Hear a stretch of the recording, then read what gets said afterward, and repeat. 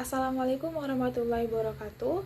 Kami dari kelompok 6 mata kuliah Farmakologi Dasar dengan dosen pengampu Ibu Apoteker Mira Febrina Magister of Science akan menjelaskan materi tentang pengembangan dan penilaian obat baru bagian 2. Sebelumnya, saya akan memperkenalkan anggota kelompok 6 terlebih dahulu, yaitu Amanda Yulia, Amelia Putri dengan saya sendiri, Angelizara Ayasa, Vira Mariska, Heni Marsolina Hutasoid, Maidiana Anggianta, Cynthia Musfitasari, dan Siti Rahayu Ningsih. Pengertian obat dan obat baru. Obat adalah suatu bahan atau paduan bahan-bahan yang dimaksudkan untuk digunakan dalam menetapkan diagnosis, mencegah, mengurangkan, menghilangkan, menyembuhkan penyakit atau gejala penyakit, luka atau kelainan badania dan rohania pada manusia atau hewan, dan untuk memperelok atau memperindah badan atau bagian badan manusia. Obat baru atau obat jadi baru adalah obat dengan zat aktif atau komposisi atau bentuk sediaan atau cara pemberian atau indikasi atau posologi baru yang belum pernah disetujui di Indonesia. Baik, selanjutnya adalah pengertian uji klinis. Uji klinik adalah setiap penelitian pada subjek manusia yang dimaksudkan untuk menemukan atau memastikan efek klinik, farmakologi dan atau farmakodinamik lainnya dari produk yang diteliti, dan atau untuk mengidentifikasi setiap reaksi yang tidak diinginkan terhadap produk yang diteliti, dan atau untuk mempelajari proses ATME yang meliputi absorpsi, distribusi, metabolisme dan ekskresi dari produk yang diteliti dengan tujuan untuk memastikan keamanan dan efektivitasnya. Nah, uji klinik ini menggunakan manusia sehat atau sakit dalam eksperimen yang dibenarkan dalam ilmu kedokteran karena akan bermanfaat bagi masyarakat banyak untuk memahami efek obat tersebut sehingga dapat digunakan pada masyarakat luas dengan lebih yakin untuk efektivitas dan keamanannya. Fase-fase pada uji klinis. Yang pertama, fase 1. Fase ini merupakan pengujian suatu obat baru untuk pertama kalinya pada manusia. Tujuan fase ini adalah menentukan besarnya dosis tunggal yang dapat diterima. Artinya tidak menimbulkan efek samping yang sangat serius. Dosis oral yang diberikan pertama kali pada manusia biasanya 1:50 kali dosis minimal yang menimbulkan efek pada hewan. Pada fase ini diteliti juga sifat farmakodinamik dan farmakokinetiknya pada manusia. Hasil penelitian farmakokinetik ini digunakan untuk meningkatkan pemilihan dosis pada penelitian selanjutnya.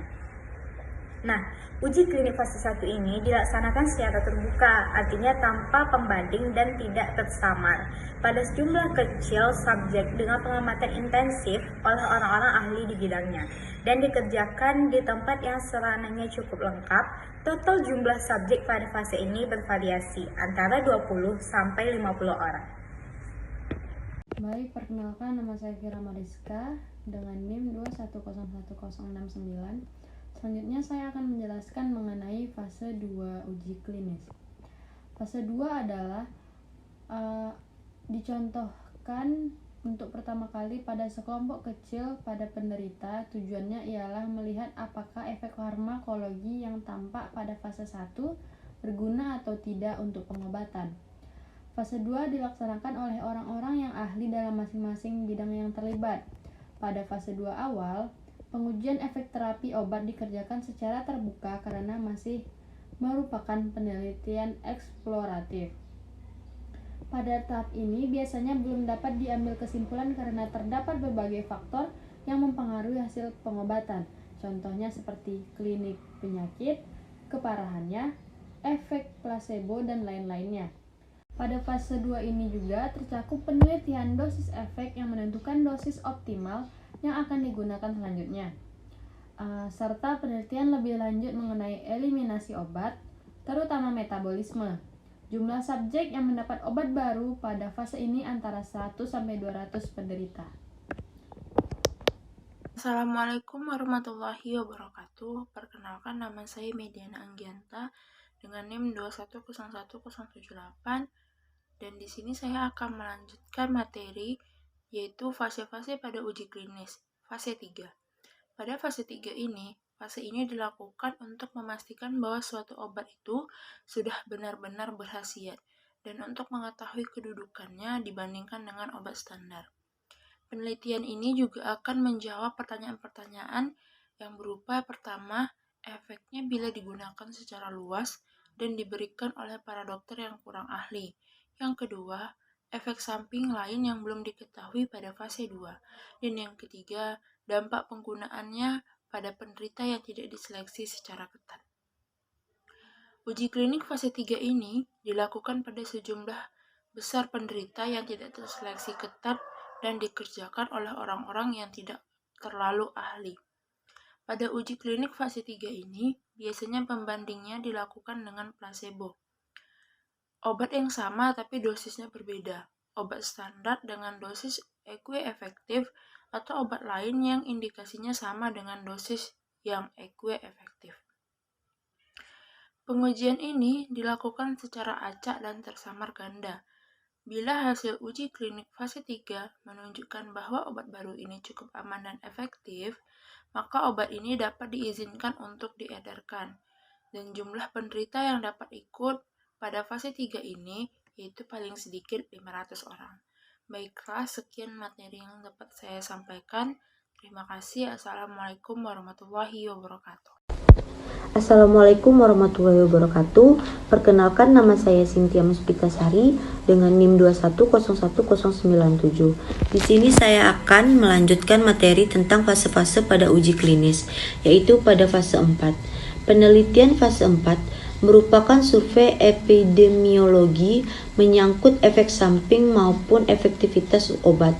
Pada fase 4 ini dapat diamati yang pertama, yaitu efek samping yang frekuensinya rendah atau yang timbul setelah pemakaian obat bertahun-tahun lamanya. Yang kedua, efektivitas obat pada penderita penyakit berat atau penyakit ganda, penderita anak usia lanjut, atau setelah penggunaan berulang kali dalam jangka panjang. Yang ketiga, masalah penggunaan berlebihan atau penyalahgunaan dan lain-lainnya. Studi fase 4 dapat juga berupa uji klinik jangka panjang dalam skala besar untuk menentukan efek obat terhadap morbiditas dan mortalitas sehingga dapat menentukan status obat yang bersangkutan dalam terapi. Setelah suatu obat dipasarkan dan digunakan secara luas, dapat ditemukan kemungkinan manfaat lain yang mulanya muncul sebagai efek samping. Sekian dari saya. Wassalamualaikum warahmatullahi wabarakatuh. Sebelumnya, perkenalkan, nama saya Siti Rayuningsi dengan NIM 2101099.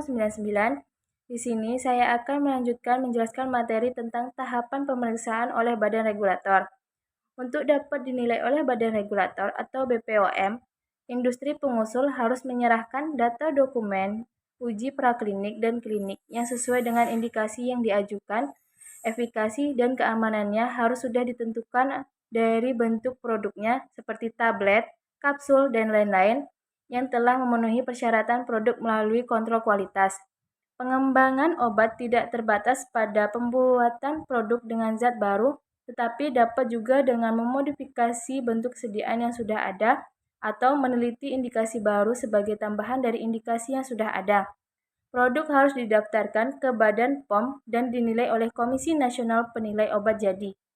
Selanjutnya yaitu Badan-Badan Pengatur Nasional. Yang pertama di Indonesia oleh BPOM atau Badan Pengawas Obat dan Makanan. Dan yang kedua di Amerika Serikat oleh FDA atau Food and Drug Administration. Dan yang ketiga di Kanada oleh Health Canada.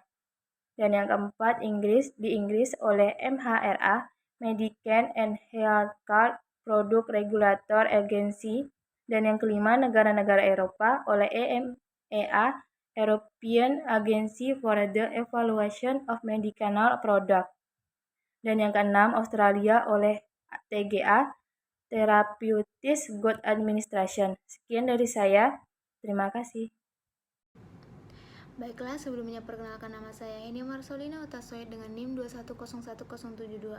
Di sini saya akan melanjutkan materi tentang monitoring keamanan obat setelah pemasaran.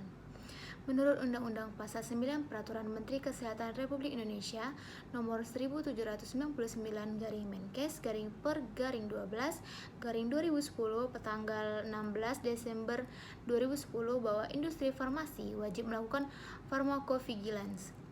Pelaporan studi keamanan pasca pemasaran harus dilakukan oleh industri farmasi pemegang izin edar untuk yang pertama yaitu obat yang dalam persetujuan izin edarnya dipersyaratkan untuk dilakukan studi tersebut, atau yang kedua obat tertentu yang telah beredar dan dipersyaratkan untuk dilakukan dalam rangka perencanaan manajemen risiko berdasarkan pengkajian risiko manfaat dan atau rekomendasi tim ahli terkait.